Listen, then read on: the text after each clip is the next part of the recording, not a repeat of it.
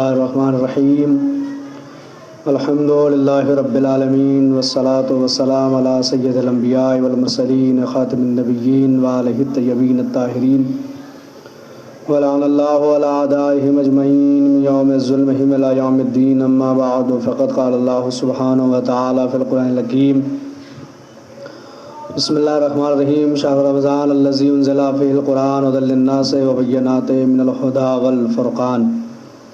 السلام علیکم ورحمۃ اللہ وبرکاتہ۔ ناظرین کرام، ایک بار پھر حاضر ہیں آپ تمام حضرات کی خدمت بابرکت میں ماہ مبارک رمضان 1441 ہجری، اور لاک ڈاؤن جاری ہے اور آئندہ بھی جاری رہے گا۔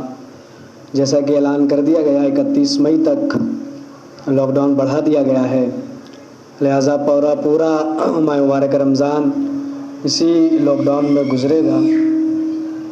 تو آپ حضرات سے گفتگو جاری و ساری ہے اور گفتگو جاری و ساری رہے گی۔ سلسلہ گفتگو یہ ہے کہ کل کی جو شب تھی، مخصوص شب تھی، شب قدر، لیلۃ القدر جسے کہا جاتا ہے، اور اسی کے بارے میں چند معروضات آپ حضرات کی خدمت عالیہ میں پیش کیے گئے۔ تفسیر قرآن کے عنوان پر، تفسیر قرآن کے ٹاپک اور موضوع پر بات چیت چل رہی تھی آپ حضرات سے، اور سورہ مبارکہ بقرہ کا ہم ذکر کر رہے تھے۔ سورہ مبارکہ بقرہ کے بعد ترتیب تلاوت کے لحاظ سے کلام الہی کا جو تیسرا سورہ ہے، اس سورہ کا نام ہے سورہ آل عمران۔ سورہ آل عمران یہ مدنی سورہ ہے، مدینے میں اس کی آیتیں نازل ہوئی ہیں سورہ کی، اور تقریباً 200 آیات پر مشتمل یہ سورہ ہے۔ 200 آیتیں اس سورہ کے اندر ہے، سورہ مبارکہ آل عمران میں۔ سورہ مبارکہ آل عمران 200 آیات پر مشتمل مدنی سورہ۔ فرمایا پیغمبر اسلام حضرت محمد مصطفیٰ احمد مجتبیٰ صلی اللہ علیہ وآلہ وسلم نے کہ اگر کوئی سورہ بقرہ اور سورہ آل عمران کی تلاوت کرتا ہے تو یہ دونوں سورے بروز محشر اس کے سر پہ ایسے سایہ فگن ہوں گے جیسے بادل جو ہے سایہ فگن ہوتا ہے، اس طرح سے سایہ کریں گے محشر کی گرمی میں، جب نفسا نفسی کا عالم ہوگا، کوئی کسی کا نہ ہوگا اور سورج سوانیزے پہ ہوگا۔ ایسے میں اگر یہ چاہتے ہیں کہ سر پہ کوئی شے سایہ فگن ہو، سایہ کرے، اس کا چھایا ہو، تو چاہیے کہ سورہ مبارکہ بقرہ اور سورہ آل عمران کی تلاوت کریں۔ زیادہ تاکید کی گئی ہے کہ روز جمعے کے دن سورہ کی تلاوت ضرور کی جائے۔ کہا اگر کوئی صبح میں بروز جمعہ صبح میں سورہ آل عمران کی تلاوت کرتا ہے تو سورج غروب ہونے تک رحمتوں اور برکتوں کے فرشتوں کا نزول ہوگا، اور وہ اللہ کی رحمت اور برکت کے سائے میں رہے گا جو سورہ آل عمران کی تلاوت کرتا ہے۔ یہ 2 حدیثیں ہیں پیغمبر اسلام سے، اور 2 حدیثیں صادق آل محمد حضرت امام جعفر صادق علیہ السلام سے اسی سورہ مبارکہ آل عمران کے سلسلے میں۔ پہلی حدیث یہ ہے، بڑا غور سے سنیں اس کو، بڑا پیغام، ایک میسج ہے، ایک سندیش ہے اس حدیث کے اندر۔ صادق آل محمد امام جعفر صادق علیہ السلام، آپ نے فرمایا اگر کوئی عورت لا ولد ہو، اگر کوئی عورت ایسی ہے کہ جس کے اولاد نہ ہو رہی ہو، یا جو ہے وہ حمل مستقر نہ ہو رہا ہو، یعنی اگر کسی عورت کی اولاد نہ ہو رہی ہو یا اس کو پریگنینسی میں کوئی پرابلم ہو، کوئی دقت ہو، تو سورہ مبارکہ آل عمران کو زعفران سے لکھ کے اس مستور اس عورت کے گلے میں ڈالا جائے تو انشاءاللہ وہ ساری پرابلمز اور سارے مشکلیں اللہ حل کرے گا اور اولاد سے نوازے گا۔ سورہ مبارکہ آل عمران 200 آیتیں ہیں، ان کو زعفران سے لکھے، اور لکھنے کے بعد جس کو یہ پرابلم ہے، دقت ہے، اس عورت کے گلے میں ڈالا جائے۔ یہ صادق آل محمد سے روایت ہے۔ دوسری روایت ہے کہ اگر کوئی رزق اور روزی سے پریشان ہو، تنگی ہے، برکت نہیں ہو رہی ہے، یا جاب نہیں لگ رہی ہے، یا نوکری نہیں لگ رہی ہے، یا پروموشن نہیں ہو رہا ہے، کسی بھی طرح سے اگر روزگار سے کوئی دوچار ہے، کوئی پریشان ہے رزق متعلق، کسی کو کوئی دقت ہے، کوئی پرابلم ہے، تو وہ یہ عمل انجام دے کہ سورہ مبارکہ آل عمران کو لکھ کر اس کا تعویذ بنا کر پہنے، تو انشاءاللہ روزگار کی بھی سارے مسئلے اللہ حل فرمائے گا۔ سورہ مبارکہ آل عمران کی برکت یہ ہے۔ سورہ مبارکہ آل عمران کو آل عمران کیوں کہا جاتا ہے، اس کی وجہ تسمیہ کیا ہے؟ تو وجہ تسمیہ یہی ہے کہ پروردگار عالم نے آیت نمبر 32 کے بعد سے ایک واقعے کی طرف اشارہ کیا، جس واقعے میں آل عمران کا ذکر کیا گیا ہے، اور وہ بڑی مشہور آیت ان اللہ اصطفیٰ آدم و نوحا وعلی ابراہیم وعلی عمران علی العالمین والی آیت آپ نے بارہا سنی ہے۔ اسی بنا پر، انہی آیات اور اسی واقعات کی بنا پر اس سورہ کو سورہ آل عمران کہا جاتا ہے۔ اگر ہم 32 آیات تک پہنچے آخر رمضان تک، تو تفصیلات سے آپ حضرات کی خدمت میں واقعات پیش کی جائیں گے کہ جن واقعات کی وجہ سے سورہ آل عمران کہا جاتا ہے، اور وجہ تسمیہ کہ اسے آل عمران کیوں کہا گیا اور آل عمران سے مراد کیا ہے، وہ سب بات کی باتیں ہیں۔ اگر وہ آیت نمبر 32 کے بعد میں، آیت نمبر 32 کے بعد میں اللہ نے اس بارے میں بات چیت کی ہے، اگر ہم 32 تک پہنچے آیت نمبر تک، تو انشاءاللہ بذات خدمت میں پیش کی جائیں گے۔ تو اس سورہ مبارکہ آل عمران ہے، جس کی برکتیں کیا ہیں وہ مختصراً میں نے آپ حضرات کی خدمت میں پیش کی ہے۔ آغاز سورہ مبارکہ آل عمران کا، سورہ مبارکہ آل عمران کا آغاز بھی سورہ مبارکہ بقرہ کے ضد کی طرح حروف مقطعات سے کیا جا رہا ہے، یعنی ان حروف کے بارے میں آپ حضرات کی خدمت میں جب سورہ بقرہ کا آغاز ہوا تھا، الف لام میم ذالک الکتاب لا ریب فیہ، تو آپ حضرات کی خدمت میں نے ساری باتیں پیش کی تھی تفسیر انوار النجف کے حوالے سے کہ اس کی تفصیلات کیا ہے، اور اس کے بارے میں صرف اللہ جانتا ہے یا راسخون فی العلم جانتے ہیں۔ میں نے کہا حروف مقطعات کے بارے میں یا اللہ جانتا ہے یا ماہرین قرآن جانتے ہیں، جو قرآن کے ماہر ہیں وہ جانتے ہیں، اور ماہرین قرآن وہی ہے کہ جن کے گھر میں قرآن آیا ہے۔ ظاہر سی بات ہے کہ قرآن کا ماہر وہی تو ہوگا جس کے گھر میں قرآن آیا ہے۔ اب کس کے گھر میں قرآن آیا، تلاش کیجئے کون ہے وہ گھرانہ جہاں قرآن نازل ہوا ہے۔ تو اسی طرح سورہ آل عمران کا آغاز بھی حروف مقطعات کے ذریعے سے، الف لام میم، اللہ لا الہ الا هو الحی القیوم، الف لام میم حروف مقطعات، بے اللہ اس کے سوا کوئی بھی پروردگار معبود نہیں ہے، وہ حی ہے، قیوم ہے، ہمیشہ رہنے والا ہے، ہمیشہ جو ہے وہ باقی رہنے والا ہے۔ نزل علیک الکتاب بالحق مصدقا لما بین یدیہ وانزل التوراۃ والانجیل۔ اس کے بعد کہہ رہا ہے کہ پروردگار وہ ہے جس کے علاوہ کوئی اللہ کے علاوہ کوئی معبود نہیں، کوئی الہ نہیں ہے، اور وہ حی ہے، قیوم ہے، اور اس نے جو ہے وہ برحق کتاب نازل کی ہے، ایسی کتاب کہ جو آپ سے پہلے جو کتابیں آئی ہیں ان سب کی وہ تصدیق کرنے والی ہے۔ اس کے بعد کہا کہ انزل التوراۃ والانجیل، اور اس کے علاوہ پروردگار عالم وہی وہ ذات ہے جس نے تورات کو بھی نازل کیا، تورات جس ہم کہتے ہیں اسے نازل کیا، اور انجیل کو بھی اللہ نے نازل کیا ہے۔ تو یہ دو آیتیں میں نے آپ کو سنائی ہیں اس کے سورہ مبارکہ آل عمران کی۔ سب سے پہلے اللہ نے کہا کہ حروف مقطعات کے ذریعے سے آغاز ہے، اس کے بعد کہا کہ اللہ کے سوا توحید کا تذکرہ کیا جا رہا ہے، اور اس کے جو موضوعات ہیں سورہ مبارکہ آل عمران کے کہ کن کن موضوعات کے تحت پروردگار نے اس میں بات کی ہے، تو وہ موضوعات میں آپ کی خدمت میں پیش کر دیتا ہوں جس کے تحت اللہ نے گفتگو کی۔ سورہ آل عمران میں اللہ نے ایمان کے بارے میں تذکرہ کیا، اسلام کے بارے میں تذکرہ کیا سورہ میں۔ اب آپ جانتے ہیں کہ ایمان اور ہے اور اسلام اور ہے، یہ ضروری نہیں کہ ہر مسلمان مومن ہو، دیکھیں عام خاص من وجہ کی نسبت ہے، ہر مومن مسلمان ہوتا ہے لیکن ہر مسلمان مومن نہیں ہوتا۔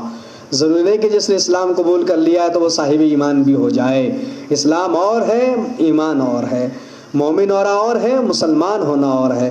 تو اللہ نے ایمان کا تذکرہ بھی کیا، اسلام کا تذکرہ بھی کیا، اور اسلام کی حمایت اور اس کے تقویت کے لیے اور اس کی استقامت کے بارے میں اللہ نے اس میں گفتگو کی، اور یہود اور نصارہ سے منطقی مقابلہ، جو ان کا منطقی جو جوابات ہیں یہودیت اور نصرانیت کے، ان کے بارے میں اللہ نے اس کے باعث میں گفتگو کی ہے، اور جنگ احد کے بارے میں بھی اللہ نے غالباً اس سورہ کے اندر تذکرہ کیا ہے، ذکر کیا ہے، اور جو باطل عقائد ہیں ان کی تردید اللہ نے سورہ آل عمران کے اندر پیش کی ہے۔ یہ مختصر سے موضوعات ہے جو کہ مقدمہ ہم قائم کر رہے ہیں آل عمران کا، تو ہمیں بتانا پڑے گا کس کس بحث اور کون کون سی ابحاث اور گفتگو اللہ نے اس میں کی ہے۔ تو ایمان، اسلام، حمایت اسلام، اس کی استقامت، اور یہودی نصرت کے نصرانیوں کے منطقی جوابات، اس کے علاوہ باطل عقائد کی تردید، یہ سب گفتگو جنگ کے بارے میں بھی اللہ نے اس میں گفتگو کی، اور آل عمران کے بارے میں بی بی مریم اور ان کا حضرت عیسیٰ، ان کی ولادت کے تذکرے، وہ سارا ذکر اللہ نے سورہ مبارکہ آل عمران کے اندر کیا ہے۔ آغاز حروف مقطعات کے ذریعے اللہ فرما رہا ہے سورہ آل عمران کا، اور اس کا شان نزول کیا ہے سورہ مبارکہ آل عمران کا۔ تو مفسرین کا کہنا یہ ہے کہ اس سورہ کی ابتدائی 80 آیات، تقریباً 80 آیات جو ہے وہ ایک واقعے کی طرف، ایک واقعے کی عکاسی کرتی ہے کہ کس لیے وہ نازل ہوئی۔ 80 آیتیں، یعنی 200 میں سے 80 آیات، 200 میں سے 80 آیتیں ایک واقعے کی وجہ سے اللہ نے نازل کی ہیں، اور وہ واقعہ یہ ہے کہ نجران کے رہنے والے عیسائی، جو نجران کے عیسائی ہے رہنے والے، ان لوگوں نے ایک وفد، ایک گروہ اور ایک جرگہ بنایا، ایک ٹیم بنائی، اور اس ٹیم کے لیے تھا کہ وہ ٹیم جائے گی اور اسلام کے بارے میں تحقیق کرے گی۔ ذرا توجہ کے ساتھ سنیں، میں شان نزول آپ کو بتا رہا ہوں اس کا، جو میرے ناظرین کرام ہے سننے والے وہ توجہ فرمائیں گے انشاءاللہ۔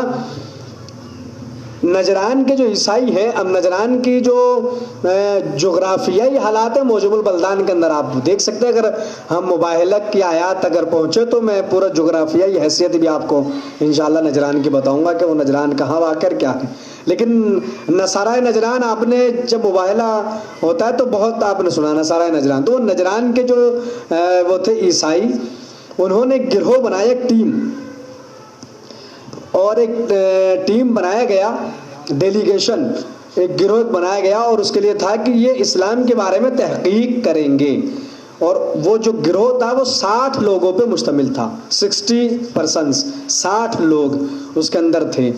ان 60 میں سے 3 سردار تھے، ان 3 سردار کے بارے میں بتایا، ایک کا نام تھا عاقب، جسے عبد المسیح کہا جاتا تھا، اور جو عبد المسیح تھا عاقب، یہ بڑا سرمایہ دار تھا، بڑا رئیس تھا، بہت پیسے والا تھا، دھنی تھا، اور کہتے ہیں کہ نجران کے عیسائی اس کی کسی بھی رائے کی مخالفت نہیں کرتے تھے۔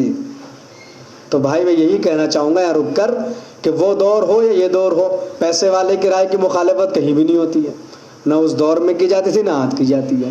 ظاہر سی بات ہے اگر کوئی سرمایہ دار ہے، دھنا سیٹ ہے کوئی، تو اس کی بات کو کون رد کر دے گا؟ اسے تو سب سلام ٹھوک کے چلتے ہیں، پیسے والا ہے صاحب یہ۔ حالانکہ آپ کتنا بھی جھک جھک کے سلام کر لیجئے، کوئی پیسے والا آپ کو تو اپنی دولت دے نہیں دے گا، کیونکہ بھائی جیسے جیسے پیسے بڑھتا جاتا ہے لالچ آدمی کا بڑھتا چلا جاتا ہے۔ کوئی یہ نہیں چاہتا کہ اکاؤنٹ کے اندر 5000 ہے تو 10 نہ ہو، ہر آدمی چاہتا ہے کہ 5 کے 10 ہو، 10 کے 20 ہو، 20 کے 40 ہو، ملٹیپلائی ہوتے چلے جائیں، ہر آدمی چاہتا ہے، لالچ تو ہوتا ہے۔ اور جو پیسے والے ہوتے ہیں، جن کے یہاں ہے، جو لوگ سن رہے ہیں اگر وہ ہے دولت والا، اللہ ان کی دولت میں اور اضافہ کرے، ہم تو غریب آدمی ہیں، لیکن بہرحال جو ثروت مند اور دولت مند لوگ ہیں ان کا تو دولت کے ساتھ ساتھ لالچ تو بڑھتا چلا جاتا ہے۔ تو جو دولت مند ہوتے ہیں کسی بھی سوسائٹی میں ہو، وہ کسی بھی دھرم میں، ان کی رائے کی مخالفت نہ کل کی جاتی تھی نہ آج کی جاتی ہے، کیونکہ دھنا سیٹ ہیں وہ پیسے والے، ان کی کیسے انکار کر دیں گے۔ اور ہمارے یہاں تو دیکھ لیجیے آپ کے جو بڑے بڑے ادھوگ پتی لوگ ہیں، ان کی سرکار بات نہیں ٹال سکتی تو کوئی اور کیسے ٹال؟ وہ آپ پورا بیک گراؤنڈ دیکھ لیں ہسٹری کا تو آپ کو معلوم پڑ جائے گا کہ جو عبد المسیح تھا آخر بڑا سرمایہ دار تھا، پیسے والا تھا، اور جب پیسے والا تھا تو لکھا ہے مفسرین نے کہ اس کی رائے کی مخالفت نہیں کی جاتی تھی، بڑا عزت کی نگاہ سے اسے دیکھا جاتا تھا۔ اب ظاہر سی بات ہے دولت مند ہے تو اس سے عزت کی نگاہ سے نہیں دیکھا جائے تو کسے دیکھا جائے گا؟ تو ثروت مند کی رائے نہ کل مخالفت ہوتی تھی نہ آج ہوتی ہے، نہ وہ کرتے تھے نہ کوئی اور کرتا ہے، تو مخالفت نہیں ہوتی تھی چونکہ سرمایہ دار تھا عاقب عبد المسیح۔ ایک دوسرا تھا جو سردار، وہ تھا سید ایہام، اسے کہا جاتا تھا سید، اور یہ جو جناب تھے ایہام یا سید جنہیں کہا گیا، ان کے پاس جو ہے وہ تواضع، ان کے ساری مہمان نوازی کے جتنے بھی جو ڈپارٹمنٹ تھا وہ ان کے انڈر میں تھا، اور جو سفر کے جو معاملات ہوتے تھے ان سب کی انتظامیہ جو ہے وہ یہ ان کے انڈر میں تھا، ایہام سید کے انڈر میں۔ تیسرے تھے ابو حارثہ۔ ابو حارثہ جو سردار تھا ایک ڈیلیگیشن کے، تین یہ جو گروہ چلا ہے اسلام کی تحقیق کے لیے نجران کی عیسائیوں کا، اشراف تھے، سب کے سب معززین تھے، لیکن ان میں سے بھی یہ تین کو چھانٹا گیا۔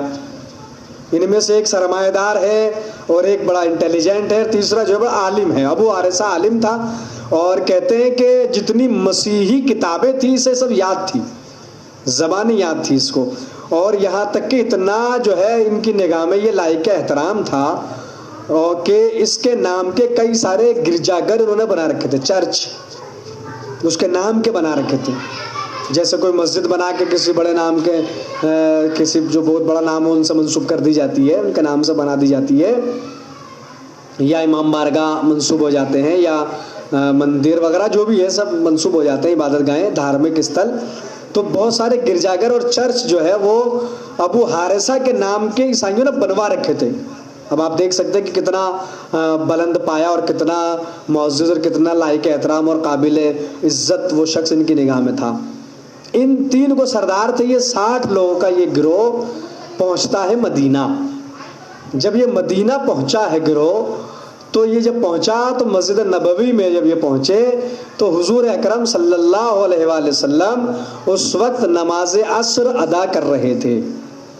جب نماز عصر ادا ہوئی تو پھر کہتے کہ ان کی نماز کا وقت ہوا، ان کی عبادت کا وقت ہوا، اور زرق و برق لباس انہوں نے، بن ٹھن کے یہ لوگ گئے تھے، بڑا عجیب لباس پہن کے، بڑے بھاری بھرکم اور زرق و برق لباس انہوں نے پہن رکھے تھے۔ اکارڈنگ ایک صحابی کے قول کے مطابق کہ اتنے بنے ٹھنے اور اتنے زرق و برق لباس والے لوگ ہم نے پہلے کبھی نہیں دیکھے۔ اب اس کی تفصیلات میں جانے کا موقع وقت نہیں ہے، بس جو ہے وہ ہلکی سی مسکراہٹ ہی کافی ہے اس جملے کے لیے جو انہوں نے کہا کہ صحابوں نے کبھی دیکھے ہی نہیں اتنا زرق و برق پہنے ہوئے لباس اور اتنے بنے ٹھنے لوگ ہم نے کبھی نہیں دیکھے جو لوگ یہ آئے تھے وہاں پر۔ اور جب ان کی نماز کا وقت ہوا تو انہوں نے اپنی مراسم اور اپنے رقص کے مطابق ناقوس بجانا شروع کیا، اور جب جیسے ہمارے یہاں اذان ہوتی ہے انہوں نے ناقوس بجایا، اور اس کے بعد وہ مشرق کی طرف رخ کر کے نماز میں مصروف ہو گئے۔ ہم مغرب کی طرف رخ کرتے، انہوں نے مشرق کی طرف رخ کیا اور نماز میں مصروف ہو گئے، اپنی عبادتوں میں مصروف ہوئے۔ کہتے ہیں صحابہ کرام کے جو احساسات تھے وہ بیچاروں کو ٹھیس پہنچی، ان کے آستھا کو ٹھیس پہنچی کہ صحابی قبلے کی طرف پیٹ کر کے نماز پڑھ رہے ہیں، ناقوس بجا رہے ہیں۔ تو انہوں نے حضور سے کہا کہ حضور نے کہا کہ ان کے حال پہ چھوڑ دو، جیسا کرا کرنے دو۔ جب وہ اپنی نماز سے فارغ ہوئے تو ان میں سے پھر 2 لوگ آئے، 3 میں سے جو سردار تھے، 2 حضور کے پاس بات چیت کرنے کے لیے، کیونکہ وہ اسلام کی تحقیق کے لیے آئے تھے۔ جب حضور کی خدمت میں آئے تو حضور نے کہا کہ انہیں اسلام کی دعوت دی اور خدا کے سامنے سر تسلیم خم کرنے کی دعوت دی کہ اسلام کو قبول کیجئے، اللہ کے سامنے، اللہ وحدہ لا شریک کے سامنے سر تسلیم کو خم کیجئے۔ انہوں نے کہا کہ ہم تو پہلے ہی سے مسلمان ہیں، حضور سے کہہ رہے ہیں ہم تو پہلے ہی سے مسلمان ہیں، ہم تو پہلے ہی سے اللہ کے سامنے سر جھکاتے ہیں۔ تو حضور نے کہا کہ تم لوگ مسلمان کیسے ہو سکتے ہو؟ اس لیے کہ تم سارے وہ کام کرتے ہو جسے اسلام نے منع کیا ہے۔ کہا کیسے؟ کہ پہلے تو تم نے جو ہے وہ حضرت عیسیٰ کو تم اللہ کی اولاد کے قائل ہو، حضرت عیسیٰ کو کہتے ہو کہ وہ اللہ کا بیٹا ہے، جبکہ اس کے لیے منع کیا گیا کہ اللہ جو ہے وہ نہ وہ کسی کو اولاد ہے نہ اس کی کوئی اولاد ہے۔ کا دوسرا یہ ہے کہ تم لوگ جو ہے وہ خنزیر کا گوشت کھاتے ہو، اور خنزیر کے گوشت کے لیے اسلام نے منع کیا ہے۔ اور صلیب، تسلیب، جو صلیب دیکھو جو گلے میں عیسائی پہنے رہتے صلیب، کہا تم صلیب کی جو ہے پوجا کرتے ہو، پرستش کرتے ہو، اور یہ سب کام تم کرتے ہو اور اسلام نے اس کے لیے منع کیا ہے۔ تو جب تم ان تمام کاموں کے انجام دیتے ہو تو تم اسلام کی مخالفت کر کے اسلام پہ کیسے ہو سکتے ہو؟ تو انہوں نے کہا کہ ٹھیک ہے، ہم اللہ کا بیٹا مانتے ہیں عیسیٰ کو، تو عیسیٰ کا باپ کون ہے پھر؟ جب اللہ اس کا بیٹا نہیں ہے عیسیٰ، تو عیسیٰ کا باپ کون ہے؟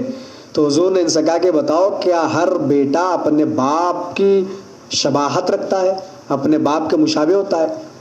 انہوں نے کہا کہ جی ہاں، مولا کائنات کی حدیث بھی ہے، الولد سر لابی، ہر بیٹا اپنے باپ کا راز ہوتا ہے.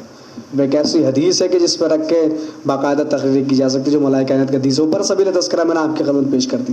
تو کہا کیا ہر بیٹا اپنے باپ کا مشابہ نہیں ہوتا؟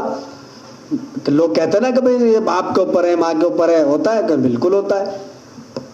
کہا اچھا، کہا یہ بتاؤ کیا پروردگار عالم حی نہیں ہے، قیوم نہیں ہے، رازق نہیں ہے؟ کہا کہ بالکل اللہ حی بھی ہمیشہ زندہ رہنے والا ہے، اللہ جو ہے وہ سب کو رزق بھی دے رہا ہے. رسول اللہ نے پلٹ کے کہا کہ اللہ ہمیشہ باقی رہے گا، کبھی فنا نہیں ہوگا؟ کہ نہیں، لیکن حضرت عیسیٰ تو فنا ہوں گے. جب حضرت عیسیٰ فنا ہوں گے تو پھر وہ اللہ کا بیٹا کیسے ہو سکتے ہیں؟ وہ اللہ، کیونکہ آپ کہہ رہے ہیں کہ مشابہ ہوتا ہے بیٹا باپ کے، تو چونکہ اس کو تو فنا نہیں ہے، ان کو فنا ہے، تو مشابہ کیسے ہوئے؟ مناسبت کیسے پائی گئی اس کے اندر؟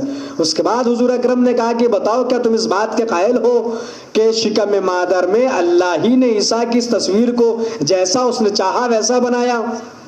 انہوں نے کہا کہ ہاں، ہم اس بات کے بھی قائل ہیں، ہم اس بات کو بھی ایکسیپٹ کرتے ہیں کہ شکم مادر میں اللہ ہی نے عیسیٰ کی تصویر جیسے اس نے چاہی ویسے بنائی ہے. تو کہا تم اس بات کے بھی قائل ہو کہ حضرت مریم بھی اسی طرح سے حاملہ ہوئی جیسے کہ عام عورتیں؟ تو اس نے کہا کہ ہاں، کہ ایسے ہی بچے کو جناب ولادت ہوئی جیسے کہ عام یہاں پر ہوتی ہے. کہا ہاں. کہا کہ تم جب ساری باتوں کا اقرار کرتے ہو تو پروردگار عالم تو ان تمام تر صفات سے مبرہ ہے، پروردگار ان تمام تر صفات سے منزہ ہے. تو جب ان تمام صفات سے منزہ ہے اور تم کہتے ہو کہ باپ اور بیٹے میں مناسبت بھی ہوتی ہے، باپ بیٹے کے مشابہ ہوتا ہے، تو جب شباہتیں پائی نہیں جا رہی، مناسبت پائی نہیں جاتی، تو پھر عیسیٰ اللہ کا بیٹا کیسے ہو سکتے ہیں؟ لہذا باطل عقیدہ ہے. جب انہوں نے یہ باتیں سنی تو پھر وہ خاموش ہو گئے، اور پھر پروردگار عالم نے سورہ مبارکہ آل عمران کی تقریباً 80 آیتیں نازل کی. 80 آیتیں نازل ہوئی اس واقعے کے بعد. یہ شان نزول ہے سورہ مبارکہ آل عمران کا، جو میں نے آپ حضرات کی خدمت میں پیش کرنے کی کوشش کی. تثلیث کے قائل ہے عیسائی، ابن اللہ کہتے ہیں حضرت عیسیٰ کو، اور آپ سب جانتے ہیں. اور اس کی حضرت عیسیٰ بی بی مریم کے واقعات اور سورہ آل عمران میں اللہ نے تفصیل سے بات چیت کی ہے. محکمات اور متشابہات پہ بھی اللہ نے بات کی ہے. قرآن مجید کے آیات میں کچھ آیات محکم میں، کچھ متشابہ ہیں، اور انشاءاللہ اگر وقت رہا اور تک پہنچے تو کل ہی ہو سکتا ہے، ممکن ہے کل جب حضرات کی خدمت میں حاضری ہو تو ہم جو ہے انشاءاللہ محکم اور متشابہ کے بارے میں آپ حضرات سے بات چیت کریں. تو شب قدر کل گزر چکی، امید ہے، اور دعا کیجیے گا ہم نے جو بھی اعمال انجام دیے شب قدر میں، پروردگار ان تمام اعمال کو اپنی بارگاہ میں قبول فرمائے. تو پھر آپ حضرات سے یہ کہنا ہے کہ اپنے گھر میں رہیے، کم از کم 31 مئی تک تو رہنا ہی پڑے گا، چونکہ لاک ڈاؤن بڑھایا جا چکا ہے، اور عید بھی جو ہے اسی کے اندر آ جائے گی، اور ہمیں تو چاہ ہی رہا تھا کہ عید لاک ڈاؤن میں ہو جائے، اور ایسا ہو ہی گیا ہے. بہرحال اب جو وہ جب عید آئے گی تو دیکھا جائے گا، لیکن اب تو بہرحال ابھی الٹی گنتی بھی اگر گن لے تو 7 کم از کم جو ہے روزے باقی ہے ہی ہیں ابھی. تو بہرحال آپ گھر میں رہیں. آپ حضرات کی محبتوں کے بار بار ہم شکر گزار ہیں، شکریہ ادا کرتے ہیں کہ آپ اپنے کمنٹس وغیرہ میں بات کرتے ہیں. سوالات بھی اگر آپ کے ذہن میں کوئی ہے تو آپ بلا جھجک بلا تکلف ہمیں معلوم کر سکتے ہیں، اور انشاءاللہ اطمینان بخش جواب دینے کی کوشش کی جائے گی. سوالات کا مطلب ہمیں بڑی خوشی ہوتی ہے کہ ہماری بات کو سنا جا رہا ہے. ایسا نہیں کہ خالی دیکھا کہ ارے مولوی صاحب تو اپنے بیچارے چلو سبحان اللہ کہہ کے آگے نکل گئے. تو اتنی ساری ویڈیوز آج کل چل رہی ہے، آپ دیکھیے کم از کم 10 20 50 تو میں دیکھ لیتا ہوں روز، جو لائیو چل رہی ہے ہر جگہ. تو اتنی بھیڑ بھاڑ، اب ہمارے یہاں تو اب جانتے ہیں نا کہ معاملہ ہے کہ کتنا بھیڑ بھاڑ ہے. فیس بک پہ دیکھ کتنی بھیڑ چل رہی ہے، تو ان بھیڑ میں ہم تو کہیں کھو جاتے ہیں، لیکن پھر بھی اتنی محبتوں سے آپ نواز رہے ہیں تو اس کے لیے آپ سب حضرات شکر گزار ہیں. تہہ دل سے انشاءاللہ کل پھر آپ حضرات کی خدمت میں حاضر ہوں گے چند معروضات لے کر. آپ گھر میں رہیں، محفوظ رہیں، دعائیں کریں، روزے رکھیں، نماز پڑھیں، اور ہمیں بھی اپنی دعاؤں میں فراموش نہ کریں، اپنی دعاؤں میں یاد رکھیں. کل انشاءاللہ پھر آپ حضرات سے ملاقات ہوگی. وآخر دعوانا ان الحمد للہ رب العالمین. فقط والسلام ورحمۃ